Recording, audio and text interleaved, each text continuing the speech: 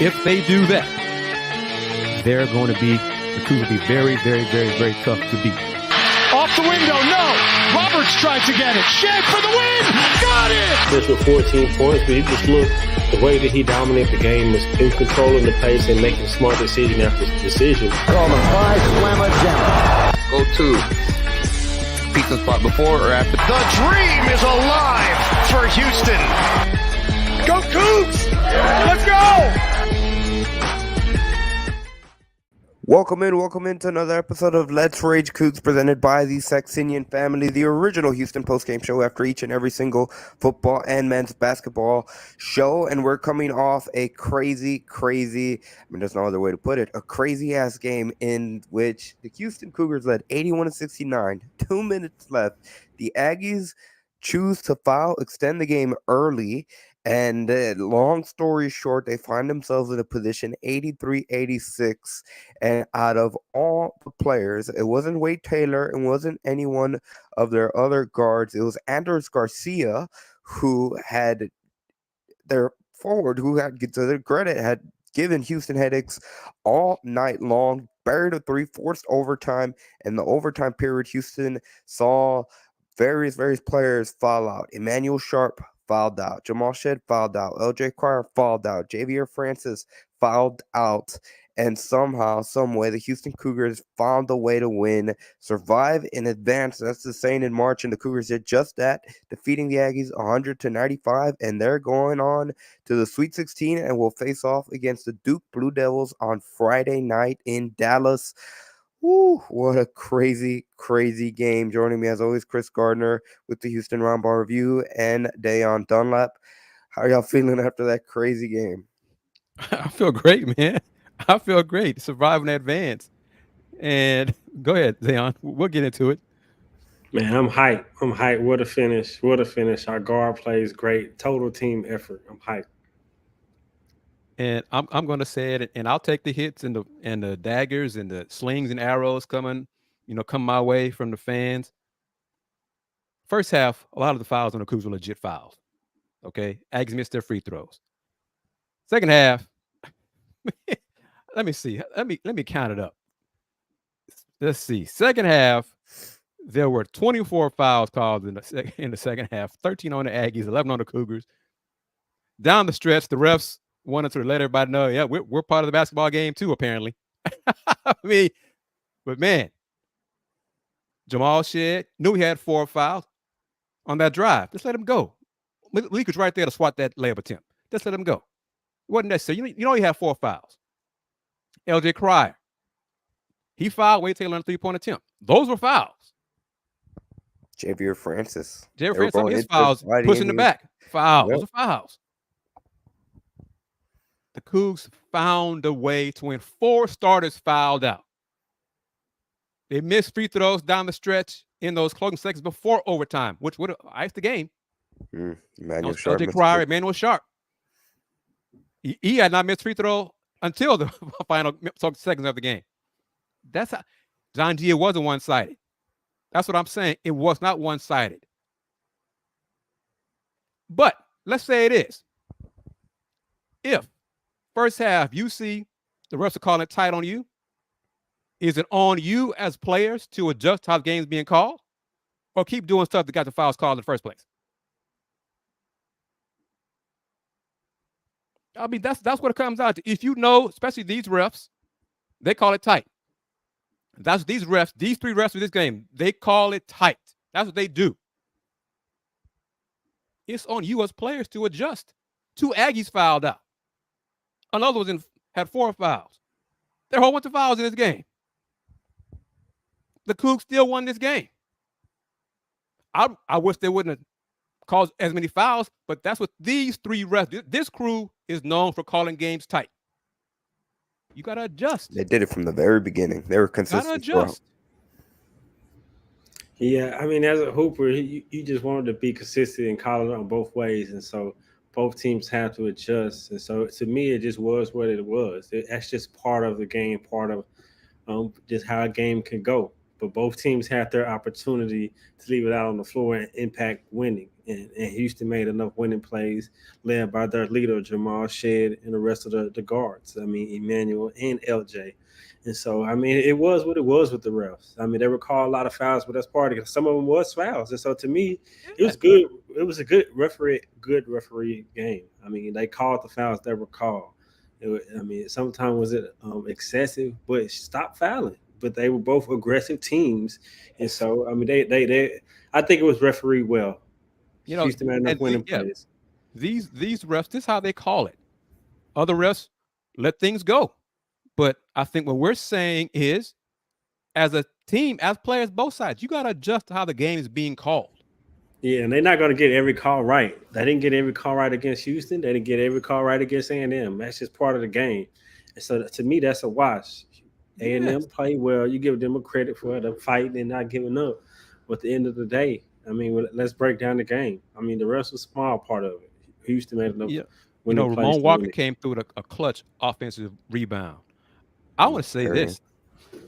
I was surprised Coach did not play Ramon more in the first half when Jawan and Jay were in foul trouble. And I think, didn't Jay pick up his third foul in the first half? Yeah, he did. He picked up that third foul early on, and I think during a certain stretch into the second half, Ramon Walker had only played 3 minutes. Yeah, so I was surprised by that.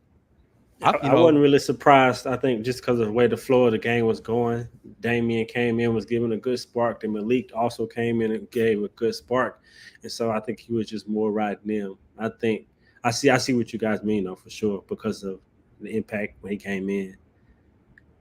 But it's just, and it was funny because first half Emmanuel Sharp had it going from 3, and nobody else did for the Cougs. I think he was 4 for 7. The rest, everybody else was 1 for 7. Mm-hmm. Second half, LJ Cry had it going for a while. Emmanuel cools off, and then Emmanuel heated up again. Emmanuel scored 30 points in the game. New career high. Different points. This is what they do. We've said it throughout this season on LRC. Different Cougs during the games step up.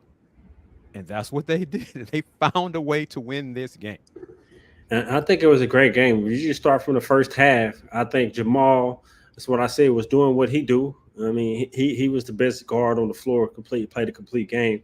But with Emmanuel had it going, and LJ just wasn't knocking down open shots. And then when he got it going in the second half, I think with Emmanuel already having it going, it kind of just opened the floor, which allowed Jamal to even step up and control the game even more and get inside and start to look for his own even more. And so when they both had it going in the second half, the floor was able to be so spread.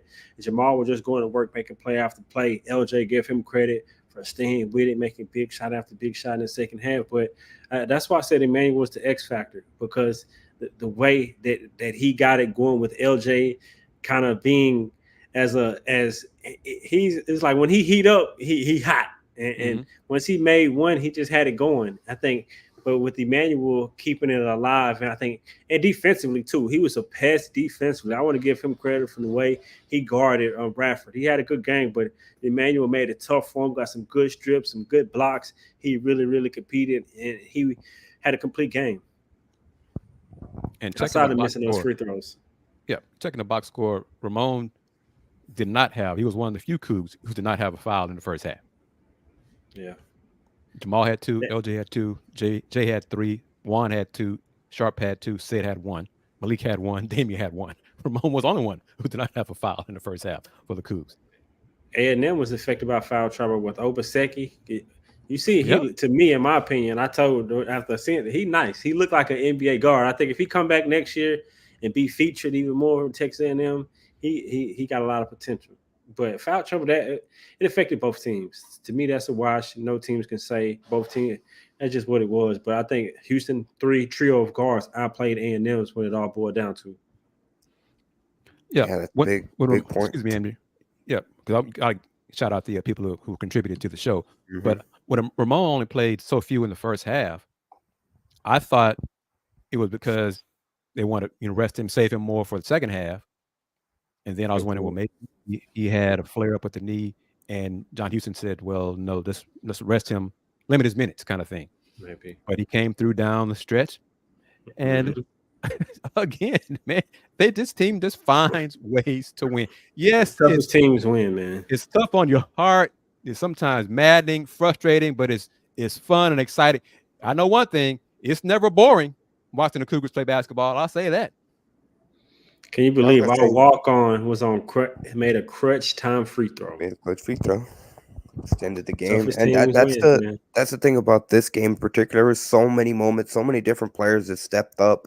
Obviously, we touched on LJ Cryer, Emmanuel Sharp, Jamal Shedd, but think about it. There was a stretch there in the second half. Jawan Roberts, who was dealing with foul trouble himself, avoided picking up his fifth foul. But there were some stretches when Texas A&M was denying the ball on the guards, and Jawan Roberts had a stretch where he just took it to the basket and hit some key pivotal shots for Houston by being strong, being aggressive, and top to bottom. Malik Wilson, he split a couple of free throws, but was able to make them and extend Houston's lead. At Ramon Walker, like we said, after Damian Dunn three, he was able to get that offensive rebound, put back for the score in overtime. That was very, very crucial down the stretch. That really gave Houston that advantage in that overtime period. Damian Dunn himself, towards late in the second half and even into overtime, he hit a couple of big shots when the offense picked up the pace. There's just so many different players in this game in particular that contributed to this win, and at the top to bottom,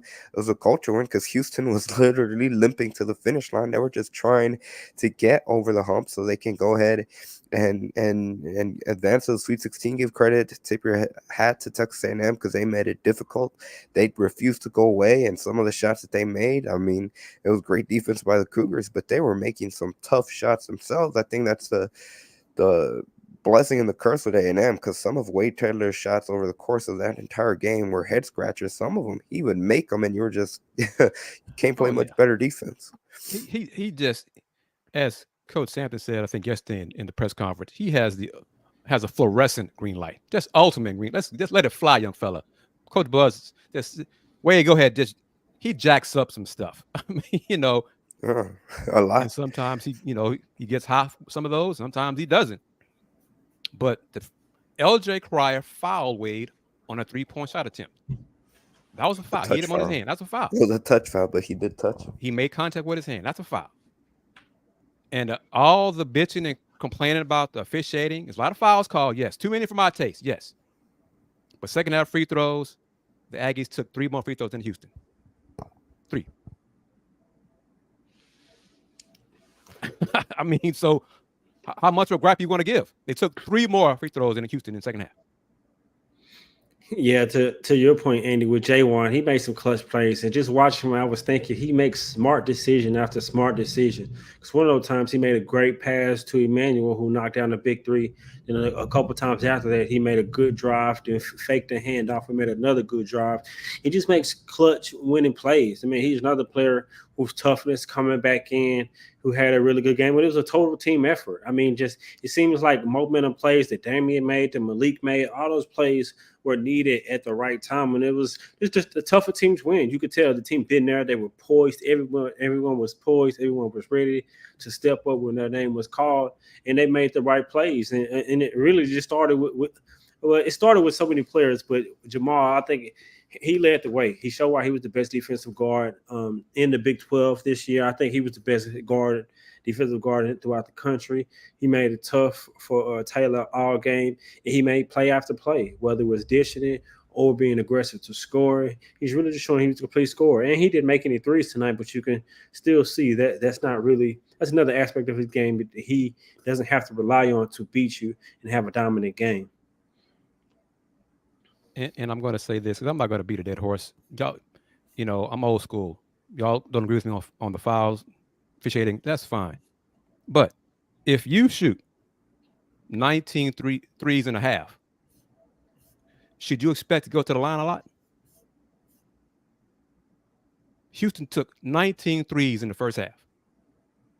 Aggies took 6. Aggies attacked the basket, beat the Coogs off the dribble in the first half. So if you take 19 threes and a half, should you expect to get a lot of fouls called in your favor? No, and I think a big reason for that too, Jawan Roberts, something was bothering him, whether it was the the shin on or the bruise on his shin, where he was in a lot of pain, and he kind of limited minutes in the first half. And then obviously Javier Francis in foul trouble too. Houston kind of was playing a lot more perimeter based in that first half.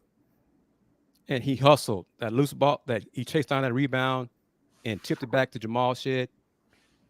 I mean, just little bits and pieces here and there. The hustle plays made by both teams. Emmanuel. Aggies gave what they had. The Aggies didn't quit. They did not quit. Give them credit. They did not quit. They were down by double figures. They didn't quit. They hustled. They attacked the basket. Hey, if ref's going to call it tight, you know what you do? Attack the basket. That's what they did. When the Cougs attacked the basket, one thing that me and Deion touch on a lot, when LJ was missing threes in the first half, he pump fake, drove baseline, got fouled, went to free throw line. You don't have to always shoot threes sometimes, especially if they're not falling, to score. Pump fake, drive to the hole. You do that sometimes to get yourself going. You see the refs calling for a team, well, I'm going to make you call it in my way when I drive to the basket. But if I stand out there shooting threes all day long, don't expect the refs to call a foul for you. The Cougs made adjustment in second half. They were more aggressive in second half.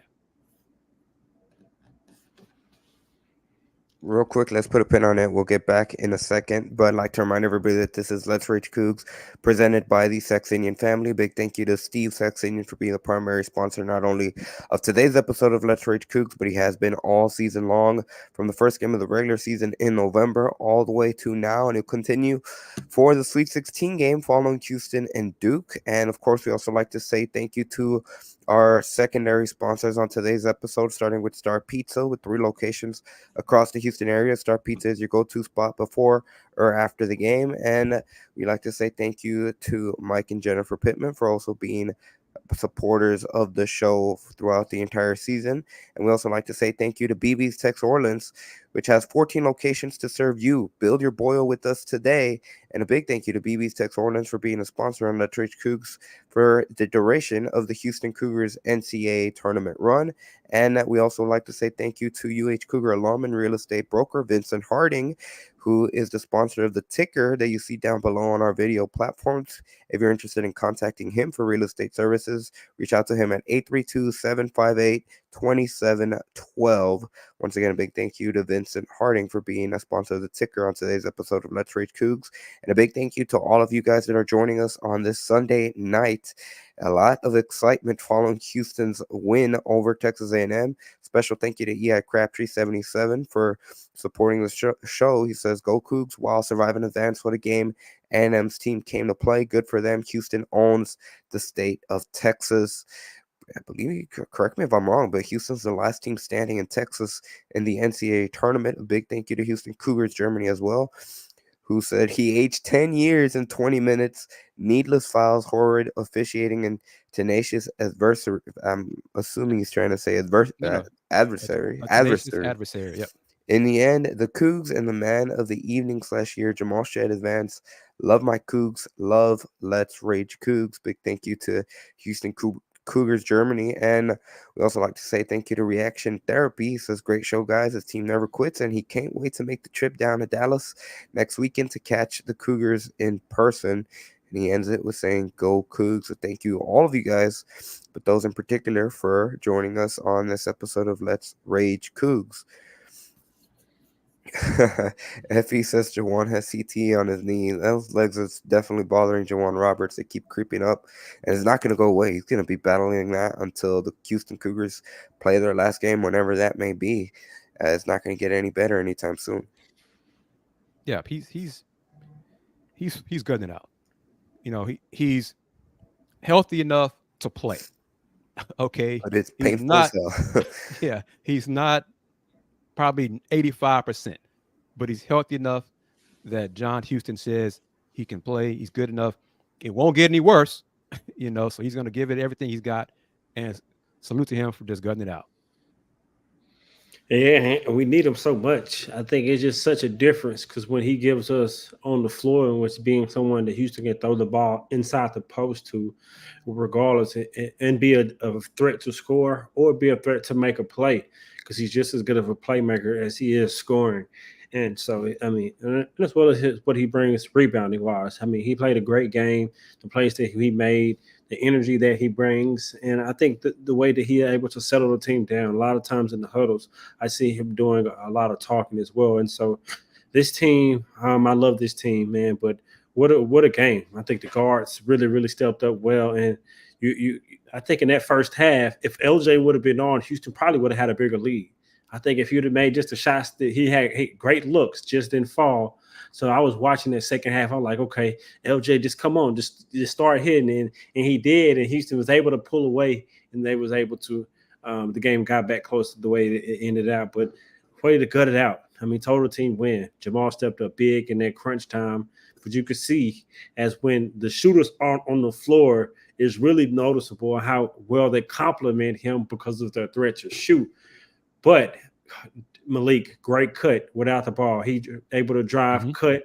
Jamal hit him right in the hands that he was able to finish. And so those type plays and being ready when your number is called, I think this was a total team win from the coaching staff to all the players. Everyone really contributed. Real quickly, it is official time and date for Friday's game. Houston Duke will tip off at 8:35 Central Time from the American Airlines Center in Dallas, and that game will air on CBS for those that can't make it out to the game. But already there is a big pitch to get a lot of Houston Cougars red out to Dallas for the Sweet 16 showdown between Houston and Duke. But once again, that is scheduled for an 8:35 Central Time tip, and that game will air on CBS. So they're going to have the primetime slot Houston Duke Friday night. Well, I mean, the late slot, really, because it's 9:30 on Eastern time. But yeah, I got my email too for tickets for the game against Duke on Friday. But yeah, the Cougs, Duke 8:35. Big 12 got the best two teams still standing in the Sweet 16 in Houston and Iowa State. ACC has 4 teams left in the Sweet 16. But we'll talk about Duke later on. The Cougs found a way to win this game. And at times, I'm old and I'm a pessimist. But at times, I wonder, this team is special. I mean, this team is just finding ways to survive and advance. That's what they're doing. You know, Deion, he said it. I'm gonna trust him. He put it out there. It's in the universe. So let's keep going, man. You know, Chris, does it seem they're destined to you? I'm getting there. Yeah, I'm getting there. Yep. Yeah. You know, and Duke is inconsistent, but their freshman was it Jared McCain scored 30 something today. He had a crazy game in the second round. He was on fire. Couldn't miss. And I think he was a Cougar recruit. You know, yeah, he was in high school. You know, he chose. They had the official visit. Yeah, I know. I remember because he made a TikTok when he had that visit, and he posted it. So he was being recruited by Houston when he was in high school. So there. I remember that TikTok because I think I asked you, "What the hell is this?" I think that's what that was. I thought, "What is this stuff?" But yeah, they're very offensive. Inconsistent is a key word, but when they got it going like they did in that second round game against James Madison, they're a really explosive offensive team. But now I'm going to be petty. Has Stephen A. posted anything after the result of tonight's victory? There goes his bracket. Yeah, at least for the South region, he had Texas A&M going to the final. Anyone commented on the fact the Houston Cougars, who struggle to score points, scored 100 points today? They found a way to win by scoring points. They were outscoring the Aggies in the second half. Okay, their offense was beating the Aggies. It was their defense. They were beating them with threes from LJ Cryer, buckets from Emmanuel Sharp. Their offense won this game. You know, the Cougs can't score when Jamal, LJ, and Emmanuel Sharp have it going. They're tough to beat. Just saying. Yeah, you hit it right on the head, and I think that's just see those type of media people that you mentioned, Chris, don't really watch the Cougs. They just see probably highlights, and so I'm gonna go out on a limb and say they don't really be able to see the Cougs. But uh, we've talked about how how they can score and just the will to win. They played great defense tonight, but Texas A&M fought and made enough shots to keep them in the game and send it to overtime. But you got to hold Houston to a higher standard and be like they should have put them away. They had chances to put them away. I think they'll learn from it and just be more ready and learn from that experience. And hopefully the games aren't as called. Don't have the foul trouble that they had, but other than that, I think Houston. Jamal Shead. He was spectacular. Emmanuel Sharp was spectacular. LJ came up big, was spectacular. And so those three guards, complement each other so well. And if they could just keep it going, and they're gonna be hard to beat. And it's good they don't play till Friday. So Yes. come back tomorrow. They're not gonna come back tonight, I'm sure. Come back to Houston tomorrow. Have a day off. Going to Dallas should be just a bus trip. I like them to fly, but anyway, take a bus and not play. And take a bus up there. Probably. Well, I don't know if they got to do probably media stuff. Probably Wednesday, and then they might be in Dallas on Wednesday, and then you practice Thursday and get ready for the game on Friday night. I want to bring up Brandon S. comments. He's talking about how Jamal Shead has it. Any team can benefit, how he galvanizes the team. Chris, to your point, during that stretch in the game when Emmanuel Sharp poked the ball loose, it looked like it was going to go out of bounds, and he dove for it, saved it to Jamal Shead. Shead waited for Emmanuel to get up and gave him a high five, dapped him up as he went back. Again, goes to show how much of a leader he is. And I mean, that's Shead, specifically little things right there where he speaks from his leadership standpoint. He recognized how big that stop and really that effort by Emmanuel Sharp was. And it goes back to speak overall to the whole as how that's Houston culture play personified in that moment by Emmanuel Sharp. And he's a perfectionist because there were a couple of times he got beat off the dribble and he had a few turnovers. But one time he got beat off the dribble, you could hear, and Aggie scored, you could hear him swear. I won't repeat what he said, but it was F word because his man beat him off the dribble for a driving layup. He hates that. But he still found ways to win and keep his team in this game. And they got the W in overtime by 5 with what was left of their team. If the game had gone a second overtime, I don't know if they could have won it, but it didn't, and it won by 5. Yeah, I don't know either, but I think just the way that they started overtime with Jamal making the plays that he made, I think that was big. He does have that it factor and that will to win, and it's just the way that he is conscious of which players to get the ball to in their spots, whether it's Emmanuel in that first half, whether it's LJ in the second half, or when he's recognizing that they both have it going and defense can't help off of them. It's his ability to get downhill, get to his spots, and make big plays when they need it down the stretch, whether it is to finish. And this makes him so complete because he's a pass for point guard. He had a double-double tonight. 20 plus 21 points and 10 assists. And so that can't go unnoticed with the defense that he played on Taylor.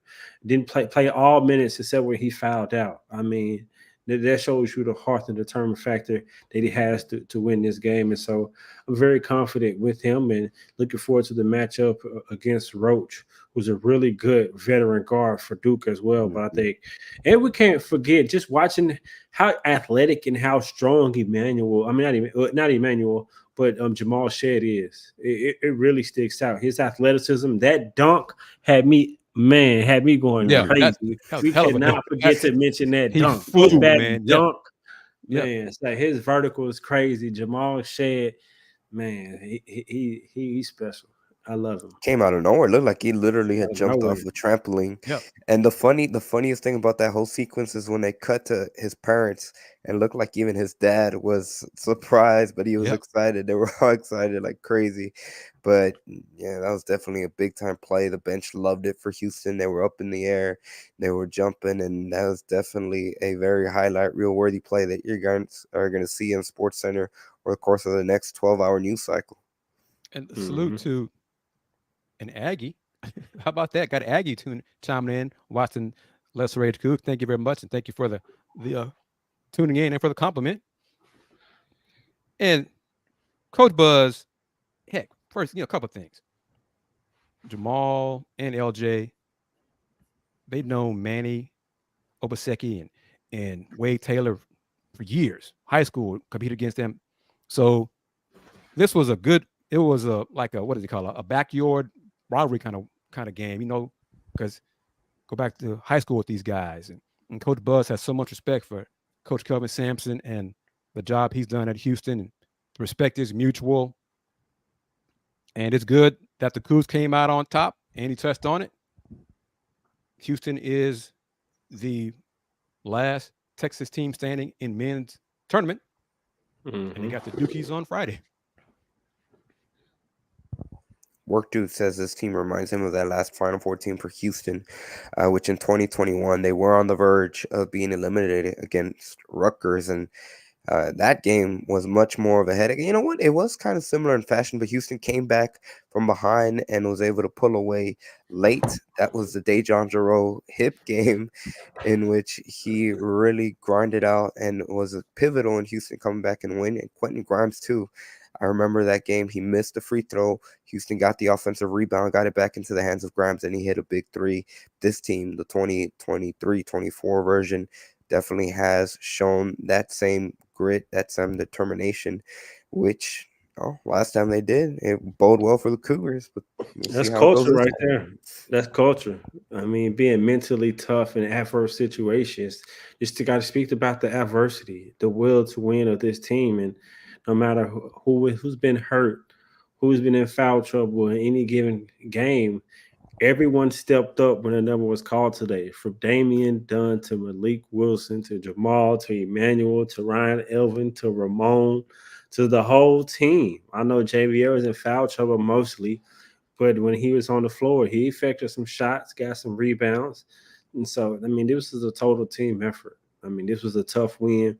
I know Houston got to make those free throws down the stretch, but if Houston guards play this well, I don't know. Well, if Duke have to shoot as well as they shot, but Texas A&M, they miss a lot of free throws. I mean, if they make the free throws, it's a different ball game. But Houston, I mean, we won this game. We wanted it more. Toughest team to win, man. Culture. Texas A&M missed 16 free throws, 29 for 45 from the free throw line. An absurd stat. 11 of those were in the first half. So that's what kept the Cougs in it, and a lot of Cougs go ahead and lead at halftime. But rebounding, first half, the offensive rebounds, they were killing Houston, which is another reason the Cougs got some fouls, because the Aggies got offensive rebounds and the Cougs foul. As Coach Sampson says, we secure defense ends, possession ends where you get the defense rebound. If they'd have done that a few more times in the first half, no foul. But they didn't. But the Aggies missed 11 free throws, and Houston led by 5 at halftime. The Aggies won the boards 49-35, but they only won second chance points by 8. So they didn't score a lot of points off their second chance opportunities. All different kinds of ways that Houston won, and the Aggies just didn't do enough to win. That's a great point, Chris. Texas A&M, that was a lot of their offense throughout the game. 26 offensive rebounds against Houston, which some of it maybe had to play into the factor. You can't obviously forget Javier Francis and Juwan Roberts, who were battling foul trouble over the course of the entire game. That was a big factor. 26-11 when it comes to offensive rebounds, comparing Texas A&M and Houston, and the Aggies were able to turn that into 26 second chance points. And what do y'all think about this? this question. It's hindsight now. Do you think Coach Sanders should have called timeout with 1.2 left in regulation? It's hindsight. I mean, you get the chance to set up your defense, and out of all the players that got the ball for Texas A&M, you would live with that being the one person that takes the shot, and he just happened to make it. What say you, Darren? Yeah, I agree with you guys. I think, I mean, you get the chance to set your defense to be prepared. It's just kind of like a scramble play. Malik just lost his man, a player who's not a 3-point shooter, split second, and so you live with it. You live with it. And I mean, it's just, I wasn't surprised because I think he wanted to remind the guys not to foul, things like that. Mm-hmm. But and it was off. Anderson Garcia was not their first option on that play. I know that. So, hey, we made the shot. Forced overtime, and it wasn't the game-winning shot. But audience, everybody watching us on all the platforms, on YouTube and on Twitter. When he made that shot to force overtime, how many of the audience, how many fans tuning in on all the platforms, how many thought, oh my gosh, the Cougs going to lose this game? How many folks, be honest now, how many of you guys thought they're going to lose this game once it went overtime? I got a text from a few friends. Oh, they're going to lose, Chris. And I'm like, this team will find a way to win. It may take 5 more minutes to get it done, but they're going to find a way. Michael Jones said Michael Jones admits it. I mean, there was, because the Aggies had all the momentum. And the Cougs were stunned.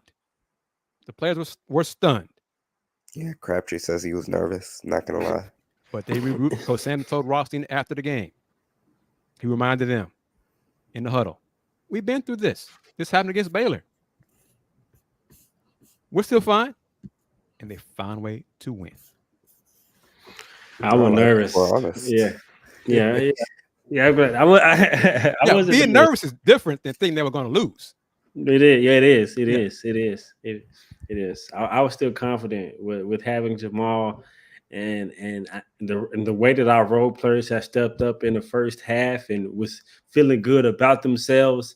It had me feeling confident in the team with Jamal on the floor that we were good. Now when Jamal fouled out, yes, that was a more nerve-wracking moment. Oh boy, how are they gonna close this out now? That's when we started counting down. That's what I was like. Okay, now just make your free throws. But they won it in the first OT. No worries about going to the second one. So hey, they won.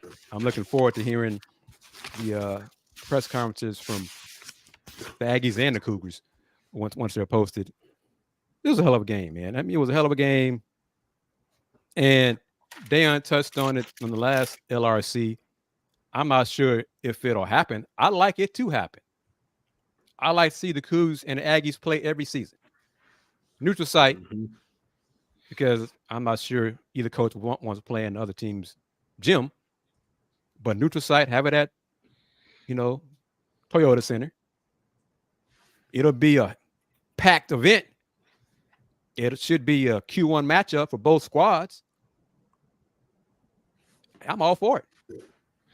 I'm not sure it'll happen, but I would like to see it. Yeah, I agree. And just watching this game, I think I was just realizing how Coach Sampson mentioned how Houston isn't a good rebounding team anymore because of the injuries that they had. And how a moment ago you were speaking about how this team can scored 100 points to win this game. And I think people are asleep on how good offensively this team is and has to be for them to win going forward because of their deficiencies rebounding. The defense is still there, but oftentimes offenses can still make shots. And so the rebound, they're still, I think our offensive rebounding, they still are still good there. Not as good, but they still get some tip outs, still get some offensive putbacks are really key. But I think defensive rebounding is something that this team can struggle off against an offensive rebounding team. And Duke has a really good rebounder in their 7-footer. And so it's going to be a challenge. But I think the way that our guards can score, especially if they're all three on, like they were today with Jamal, Emmanuel, and LJ, and then Jaywan doing what he does with just making plays, whether it be for himself or for others, this team can really, really keep going. And Friday's game will be another example of blue collar against blue blood. But Coach Sampson touched on it a little bit Saturday. I mean, he said it Friday that the Aggies are an elite offensive rebounding team. And this is the matchup would be a game where the absence of JoJo Tugler would be big. And it came through. And all that, the Cougs still got the dub. I'll take it. And I said it Friday. I don't care if it's by 1, 2, 3, 4, 5. It was by 5. Survive in advance. This team isn't going to blow out folks that are on their level. Longwood was not on the Cougs level. We all knew that. But the Aggies, especially guard matchup wise, we thought it was going to be a battle. And it was. This was a hell of a game. Looking forward to the game against Duke. I'm working on getting some post-game video from Kelvin Sampson, the players that they had after the game. But real quickly, before we talk a little bit more, I'd like to remind everybody first, thank everybody that's watching Let's Rage Cougs here at 11:43 Central Time that we're watching Let's Rage Cougs After Dark on a Sunday night. Big thank you to Steve Saxenian for being the primary sponsor of today's episode of Let's Rage Cougs. This is Let's Rage Cougs, presented by the Saxenian Family, the original Houston postgame show after each and every single football and men's basketball game for U of H. And of course, we also like to say thank you to our secondary sponsors.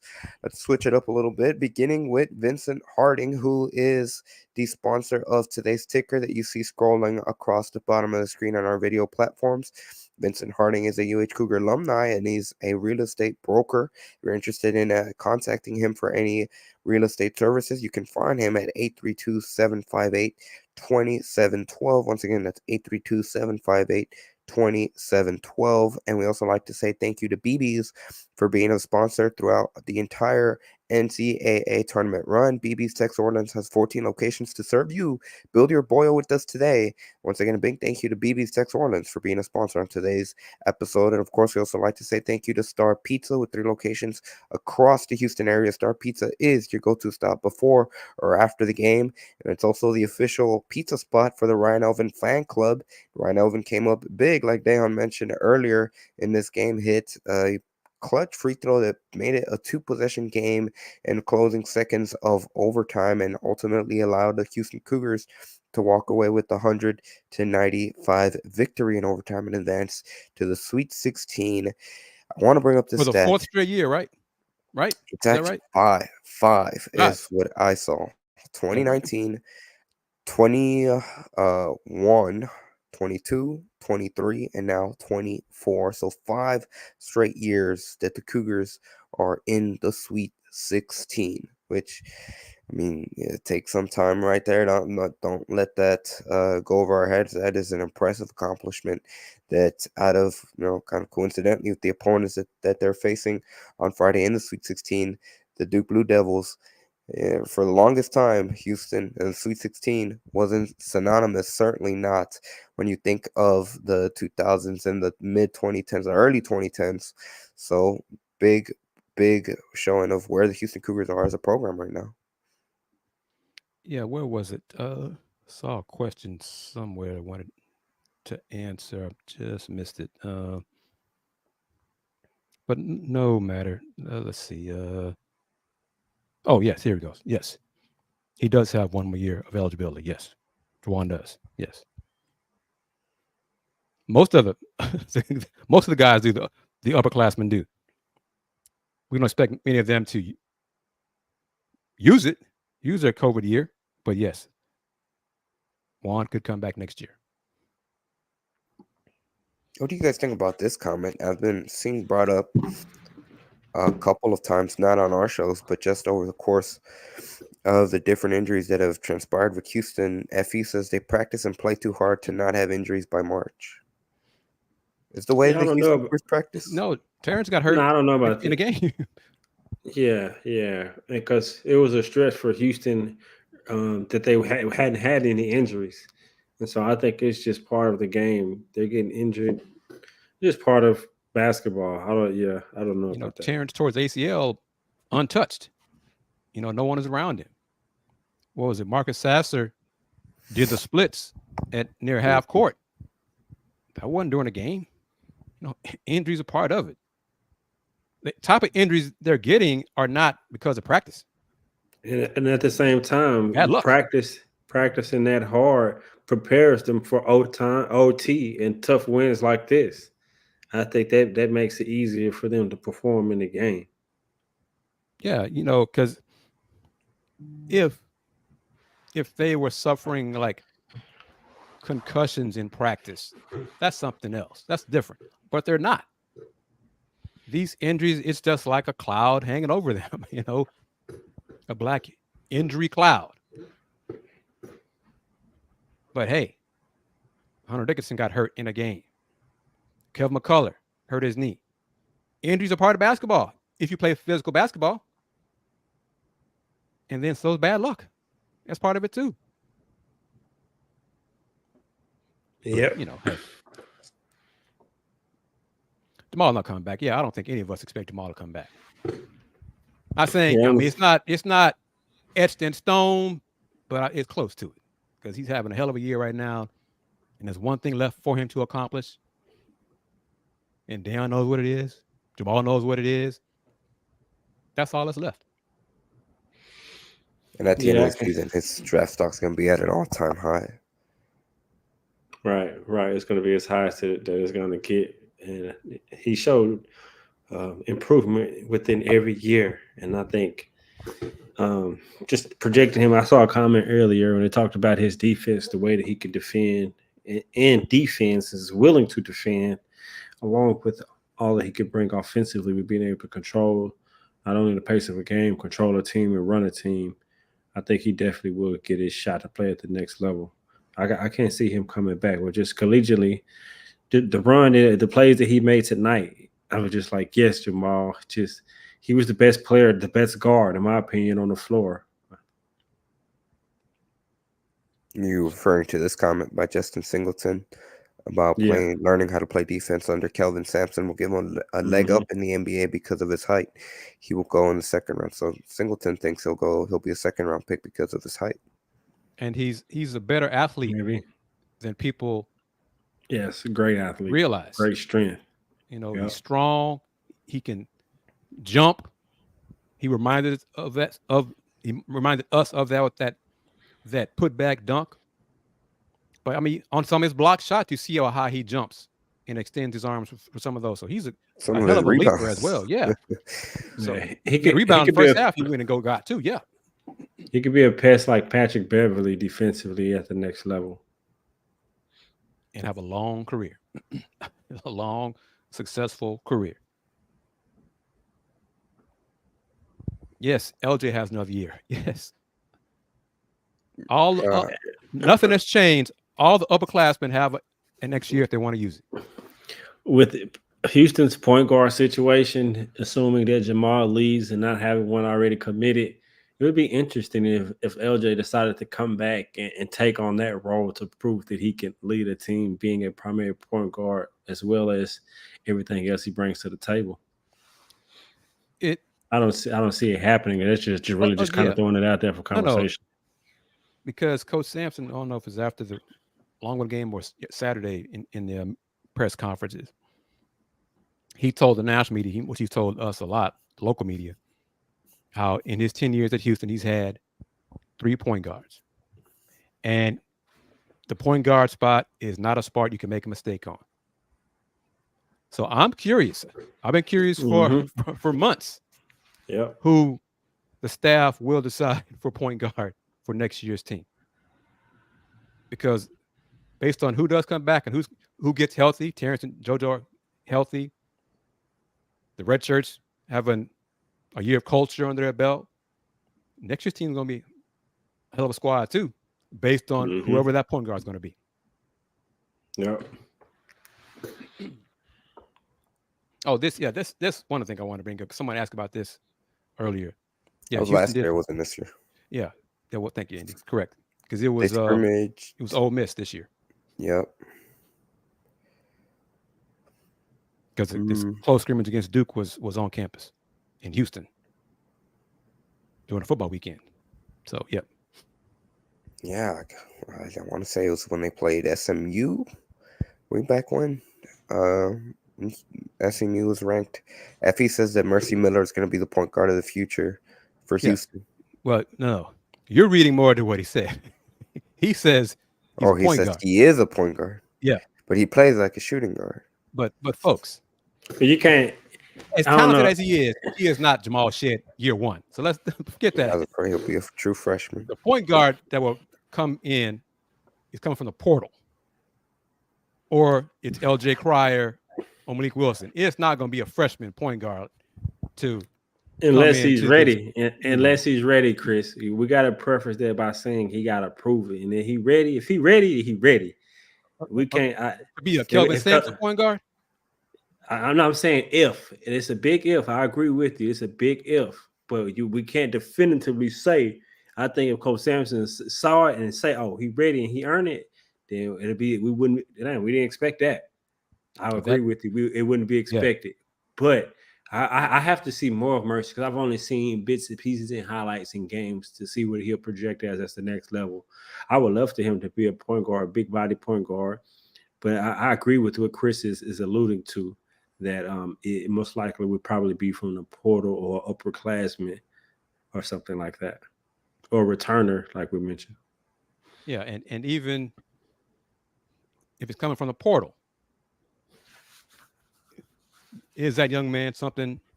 It's going to take him a while to adjust to the Cougar culture. This is a risk. What the staff is doing is different because the other point guards in Coach Sampson's 10 years at Houston grew and developed in the Cougar program. Galen did. Dejan did. Jamal did. Who's that going to be next year? So that's the question. And I'm sure they thought about it and they'll have an answer for it. So I'm not worried about that at all. I'm curious to see who it'll be. Chris B brings up the point. He says Malik and LJ Cryer point guard would be a red flag. He says it's portal time, and Effie says a freshman can't handle this position day one. And like you said, Chris, even if they get someone from the transfer portal that's a veteran, it would be an adjustment period. And we've seen two different transfers. They've adjusted at different speeds. But, AJ Cryer was able to kind of fit in much more quicker. And obviously Damian Dunn, who took him a while longer to take, he's had a longer journey to be able to really adapt to Houston. So, no, there are no guarantees. And obviously a freshman is going to be picking up playing at an entire different new level. And on top of that, to be asked to all the different responsibilities that Kelvin Sampson puts on his point guards, that's another adjustment that again, different avenues, different scenarios. In the Cougar culture, what program is that person coming from? Do they have a similar culture like Houston? I mean, just a lot of different questions, but the staff has a plan, and I'm just looking forward to. I'm curious to see who that person or the people are. There are some point guards, that are in the portal. One point guard, I think, is from Michigan, the Wolverines. He's like, depending on what you trust, one of the top portal players right now who's come out so far. But I don't know if he's a Kelvin Sampson point guard. That's what the staff will have to evaluate. Who is that Kelvin Sampson Houston Cougar point guard for the program for this coming season? The one we got right now, he's damn good. And that dunk Yes. he put on had me in front of my TV jumping up, going crazy. And so I'm excited about him. I love where he's leading us right now. And I think just looking forward against Duke, the point guard against match up against him and Roach. I expect Duke to have a different player to guard him because I think he have the athleticism as well as the strength going against him. And so it's going to be interesting to see because I think he's a very not streaky, but a very crafty guard. So it's good. The guard matchup is going to be important against Duke. They do to have the 7-footer with Filipowski, but you know how Houston defends the post. I think Javier can't get in foul trouble. It's very important for him not to get in foul trouble because although Texas A&M is a good rebounding team, they don't really have height. Mm-hmm. They just really have heart and determination to go get them. And so Duke has height, and that's something that Houston would have to be able to defend with Javier and using. He's probably with the. And so I'm excited about this matchup, man. I think Jamal's going to have another stellar game. Hopefully, Emmanuel and LJ can as well. And I will also say that Duke, I think they have more well-rounded scorers. And not to take anything away from Texas A&M, but with Texas A&M, I felt like it was a lot more when they're hot, but when they're cold, they're going to throw up a lot of shots, and it might not look pretty. Duke has multiple players that can score versatile of ways, whether it be Proctor, whether it be McCain, like we saw in today's game when they played against James Madison, whether it be Roach, and like you mentioned with their big man in Filipowski, it very well could be the best offensive team that Houston's seen this season. Yeah, because to Texas A&M, they're a lot like Houston. Sometimes their best shot is just getting a shot on the rim. Yep. And so, like you're saying, Andy, what may seem like they're chucking up shots, in which they are, but it's to get a shot up on the rim and let the offensive rebounding to do some of the work. And so I'm going to look forward to this matchup against Duke. I think the rest will bowl Houston players well. They'll be ready to go. And how you coming with the video? It's in the process of uploading.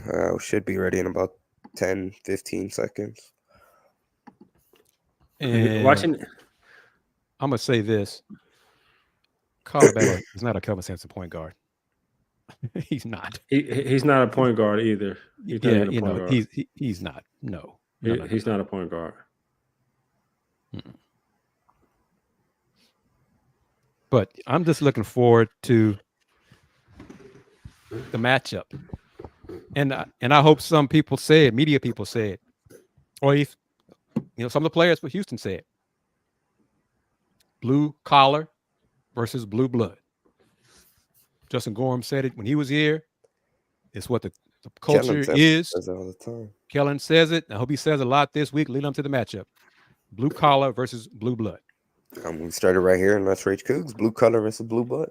You got to promote it. Yep. You heard it here first. Maybe new merch coming soon. Blue collar versus blue blood. Yeah, but I think Houston still is fighting to make their household name. I think it's good, the Sweet 16 every year, the consistencies of that.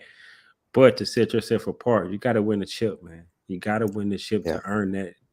That's going to really earn your respect nationally. I will say this, when you think of the Sweet 16 opponents that they've had in years past, not to take anything away from Miami, to take anything away from Arizona, or even when they made it to the Final Four against Syracuse, but Duke, they haven't faced an opponent like that in the Sweet 16 since they did in 2019 when they played Kentucky. So there's definitely going to be a lot more eyeballs. Obviously, there's already a lot in the NCAA tournament, but a lot more eyeballs. They get to see Houston, who probably don't see them all the time, so they'll be exposed to Houston's style of basketball. On that note, the clip is ready. Let's hear what Kelvin Sampson select players had to say following their victory over Texas A&M. Become the first team since 1987 to win an NCAA tournament team or an NCAA tournament game after having 4 or more players foul out. Coach Sampson is joined by senior Jamal Shed, 21 points, 10 assists in 44-plus minutes tonight, and redshirt sophomore guard Emmanuel Sharp, a career-high 30. We'll start with the comments from Coach Sampson and then take questions for the student athletes. Coach? That's a perfect record for Houston to have 4 players foul out and still find a way to win. You know, one of the things I kept hearing was how much better Texas A&M was from the last time that we played them, and how maybe we weren't. And they were right. Texas A&M is a lot better than the first time we played them. Taylor, Obaseki, Radford, those guys are really good. There's a reason why they were dominating the SEC at the end of the year. But regardless of who we put on the floor tonight, our kids didn't play together. They played for each other, and there's a big difference in that. A lot of teams play together, but teams that play for each other. You know, it's the first time I've done this year. Is that, you know, we lost 4 starters from last year's team. Jarris Walker, Marcus Sasser, Tramon Mark, and then a special guy in Reggie Chaney. And I hadn't mentioned Reggie other than when we watched him on film, but I brought Reggie up at halftime. I said, what would Reggie do, J1? What would Reggie do, Javier? Because I didn't think either one of those guys played very good the first half. So I asked him about Reggie. And as soon as I said it, out of the corner of my eye, I saw Jamal got really emotional. Ramon got really emotional. So that one was for Big Reg. You know, they were at full strength and played well. Texas A&M played great tonight. I mean, you can tell they're a lot better team than when we played them early. But as good as they play, we had the best player on the floor, Jamal Shed. And sometimes at the end, that's all you need. Now, as far as we're up 12, was that our biggest lead at the end of the game before they tied it? 13. You know, somebody's going to say, well, what happened? Well, in case you didn't watch the game, let me explain how this thing happens. You go 1 for 2 from the free throw line, and they come down, shoot and miss, balls batted around. Next thing you know, it's somebody spits it out and they make it 3. Okay, with a couple unfortunate turnovers, with a couple unfortunate calls go our way, but you give all the credit to Texas A&M there. You know, you don't make any excuses. Their kids were fighting their hearts out. That's one of the things that makes Texas A&M so good. That's why they won 5 straight SEC games, is how hard they fight. But you saw 2 teams do that tonight. We have a tremendous culture that's built on the kids that we bring into our program. You know, we're not much of a, you know, a lot of teams, and the portal's been good to us. LJ Cryer came from the portal. Damian came from the portal. But it's the homegrown guys like Jamal came in as a 17-year-old freshman, Jaywan Roberts, 17-year-old freshman, Emmanuel, 18-year-old freshman, Javier Francis, 17-year-old freshman, Ramon Walker came in as a freshman. You know, most of our guys came in as freshmen and stayed. And probably the statistic that still blows me away in this day and age is in our top 10 players over the last 10 years, we've only had 2 kids transfer that was in our top 10. So that was head coach Calvin Sampson, who in his opening statement went almost 5 minutes talking about Houston Cougars' victory over Texas A&M. But that story he brought up, the message at halftime, was one that Jamal Shed told John Rothstein during the post-game interview on television. And you can definitely tell just by Jamal Shed, I mean, he was fighting back tears as he was recalling the story that Calvin Sampson alluded to in his post-game. But yeah, this was a victory that they were dedicated to Reggie Chaney, which, when you think about it, it was a very grinded out physical game that Reggie Chaney would have loved to be a part of. Yeah, type he would have excelled in, and he would have fit right in. He would have been right in the mix of it, getting those offensive rebounds and doing his thing. Being physical, Mm-hmm. matching that physicality, get Intensity. rebounds, all that. Yep. One thing that he stood out to me though, like he said, that A&M fought, we fought, but we had the best player on the floor, and that's Jamal Shed. And just the way he led, the way that he not only picked up his offense in a time when they needed, but picking and choosing his spots from feeding LJ fit in the second half, feeding Emmanuel in the first half. He put up 14 threes and made 7 of them.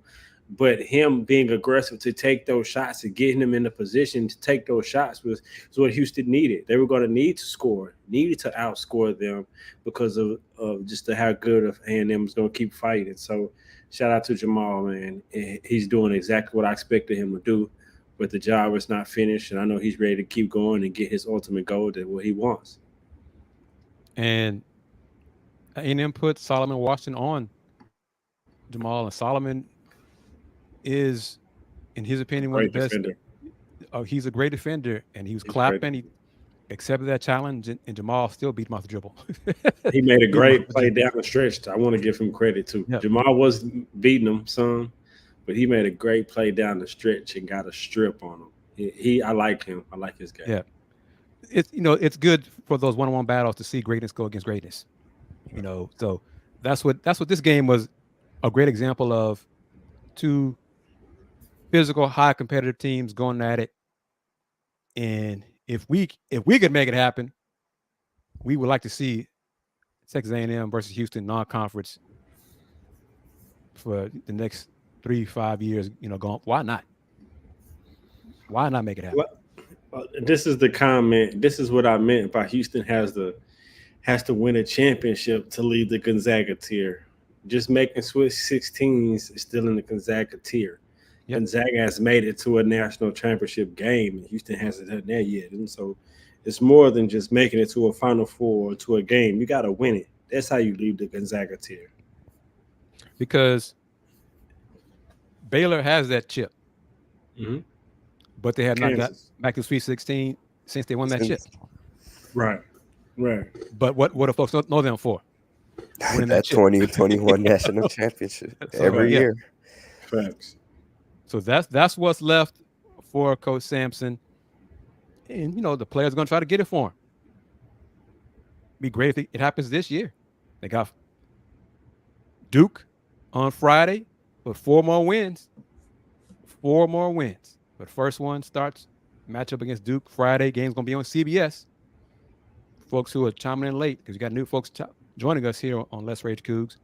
But that game is 8:35 on Friday on CBS, 8:35 Central on CBS. 1 seed Houston, 4 seed Duke. As we're going to coin and promote, 1 seed Houston, blue collar, against 4 seed Duke, blue blood. Yes, sir. Blue blood versus blue collar. And that game will be emanating from the American Airlines Center in Dallas, Texas. So there should be a good, huge contingent of Houston Cougars, Red fans, alumni presence at the American Airlines Center. Another thing that I wanted to bring up too is I saw the comment that Fran, and that was the same comment that I kind of made after the game. Texas A&M was a better team than the team that we played. And when he says that, that's not to say that Houston isn't a better team, because honestly, we aren't because of the injuries. Right. But that still doesn't mean that we aren't good. And so, like Coach Sampson, just back that up and just looking at it objectively from a basketball perspective, and it shows that Houston still is the better team. And to give credit where credit is due for A&M. Yeah, Coach Buzz and the staff made a change, put Obaseki in the starting lineup. They were 6-1 with him in the starting lineup. So they were a better team and different team from December. Heck, from January, they lost 5 in a row. And some folks up in Aggie land were out getting texts. Is Coach Williams in trouble? Is he on the hot seat? He turned things around down the stretch, and they played a hell of a game. Now we can say Sunday night because it's Monday morning now. So, yeah. And to add on to the comment, he said they might have been a better team, but Houston had the better best player on the court in Jamal Shead. That's ultimately the difference that they were able to get across the finish line. Yep. Andy, can you see it? Can you pull it up? All right. Tweet. I'm going to read it. See if you can pull it up, put it on the screen, share screen or whatever. Kellen Sampson about an hour ago. Cougar Nation. Yeah. Get your truck, fire it up, and get your butt to Dallas. Make D-Town Cougar Town. We need all of y'all. Hashtag for the city. Challenge. We got to make American Airlines Center Fertitta South. So there it is. Fertitta South. Can you make it bigger? I can't see, my old eyes can't see that or whatever. Or really Fertitta North, since it's going Fertitta North. Yep. Make it to a point where the Duke fans are like, golly, man, it's like a home game it's like a road game for us, man. Mm-hmm. All that red, Houston red. God, this is unfair. There were so many Cougar fans there. We couldn't hear calling the plays. Golly, this hey. One thing about them Blue Bloods, Chris, is they travel. And so that's a huge challenge to Houston. And Duke is a national program. So they got fans. They got fans who never went to Duke. Duke fan though, that kind of stuff. So yep. Yeah, you got to make it Fertitta North. Naveen, I want to pull up this one. Houston game. Have to think about that one. I know about that one. Let me pull up this last video real quick. This is posted from the official UH account. Let me go ahead and make it full screen so it can be seen.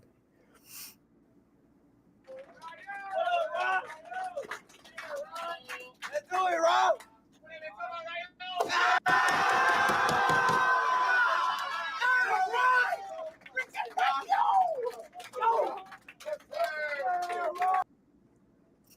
Right there, Calvin Sampson let Ryan Elvin do the deed of putting the Cougars and punching their ticket into the Sweet 16.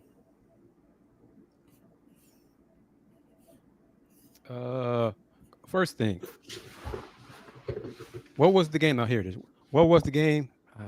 My computer's not going here. Here we go.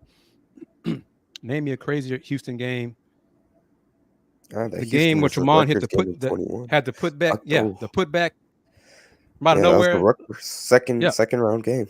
That Rutgers game was pretty crazy. That one was a hell of a game right there. And which Houston? Let's see. Which Houston game has been better in recent memory? Well, it depends on what you like, because a lot of fans, this gave fans heart attacks and scared them half to death and all that kind of stuff. A lot of games. So I don't know if fans will like that.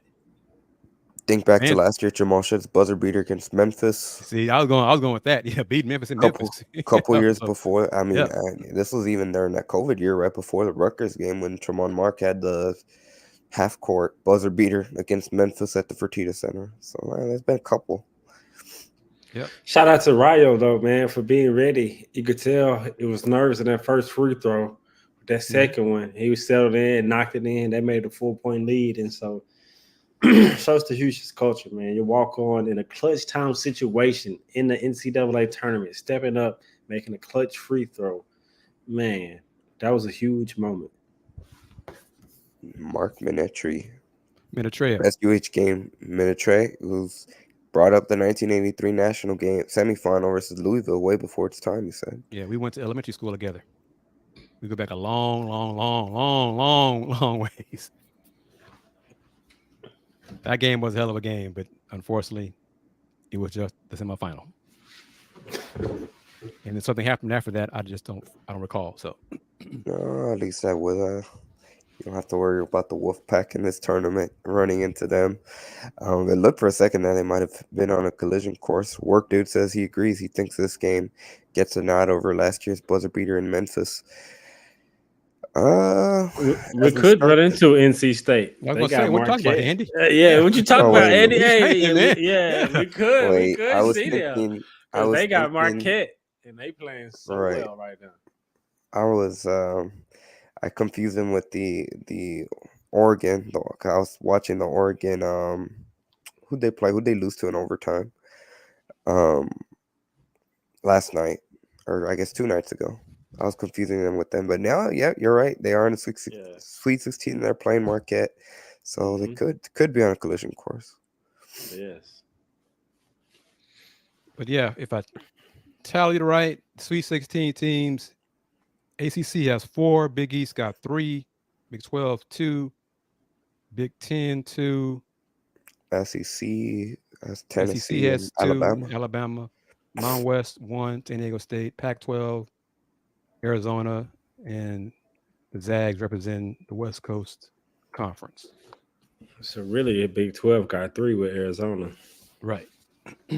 But the money won't come to the Big 12. I'm just saying, looking forward next year. Oh, yeah. Oh, yeah. I mean, we can look even more forward. Some of those ACC teams may not be in ACC, so down the line as well. But hell of a win for the Cougars in overtime. Mm-hmm. 4 starters fouled out, 1 by 5, beating a gritty, tough-ass Texas A&M basketball team. Cougs found a way to win, and in March, in tournament time, it's all about survive and advance. And that's what Houston did. Getting to the Sweet 16 for, as Andy said, for the 5th consecutive season, even though some folks, I'm being petty again, that's what I do sometimes. Some folks, after that loss to Iowa State, oh my gosh, it's all over. Iowa State took Houston's heart. Can't Houston recover? Oh, no. Oh, it's okay. On to the Sweet 16 again. But as Jamal Shed tells all of us, he has one thing left to accomplish in his Houston Cougars career. What's your And we all prediction, know what that Chris, is. against Duke? Cougars going to win. I don't have a score. Cougars going to win. I don't care if it's about 1. Cougars going to win. That's all that matters. Cougars will win.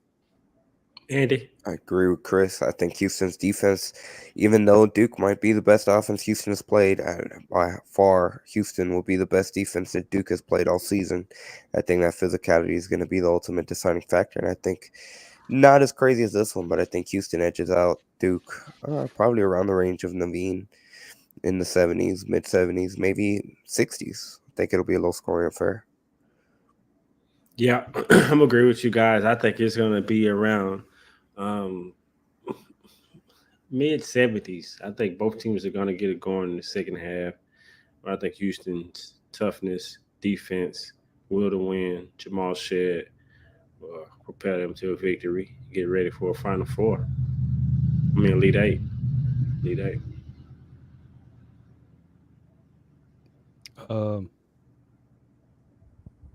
Kyle Filipkowski. Jared McCain. Players. Jeremy Roach. Jeremy Roach. Their philosophies too. BYU is really just a 3-3-3. They living down a 3. A lot like Phoenix Suns back in the day. Oh, that was reminiscent of watching Creighton the other day when they were playing Oregon. They shoot a lot of threes. They reminded me of an NBA team, so we'll see. Yeah, Crabtree says Duke and Baylor's offenses are similar. Yeah, if that's the case, well, Houston has a little bit of a familiarity aspect to it.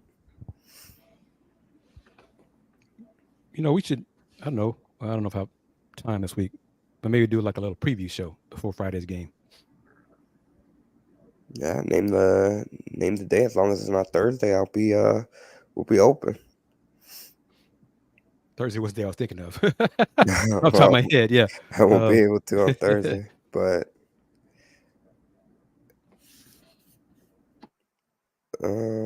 Crabtree says he likes Houston's chances. It's going to be another fight, but just not as physical as tonight's game, and I tend to agree with Crabtree.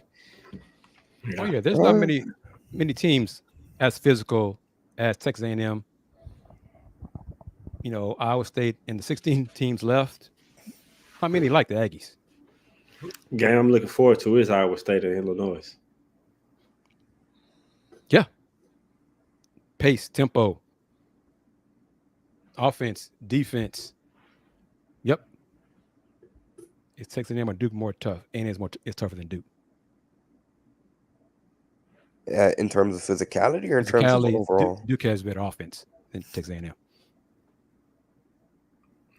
Hornem says this game feels like it's a pivotal moment for the Cougs this tournament. Hopefully that is the case. Well, that's pretty much going to do it for today's episode of Let's Rage Cougs. Once again, I'd like to say thank you to each and every single one of you guys that have taken the time on Sunday night, now Monday morning, to join us and discuss Houston's overtime victory over Texas A&M. Once again, the final score 100-95 in favor of the Cougars. Emmanuel Sharp had a new career high with 30 points, shot 8 for 16 from the field. 7 of those 8 makes came from behind the 3-point line, and ultimately he fouled out as well. Jamal Shed, not too far behind him. He had 21 points, 10 assists. LJ Cryer had 20 points in his own right. Jawan Roberts had 13 points, 8 rebounds. Malik Wilson had 9 points and 6 rebounds for the Cougars. That game against Duke in the Sweet 16 will be Friday from Dallas at the American Airlines Center, 8:35 Central Time tip. And that, if you're not going to the game, won't be on CBS. If you are going to the game, be sure to wear red and be loud and be chanting, supporting the Houston Cougars. Only a 4-hour drive, a stone's throw away. A drive that the Houston Cougars fans are not unfamiliar with, considering that the American Athletic Conference Tournament has been in Fort Worth every year over the course of the last handful of seasons. So could be a familiar trip. Chris, I'll toss it over to you first. Any final thoughts on either this game or looking ahead at Duke? Just as always, thank you to everyone for joining us on Let's Rage Cougs.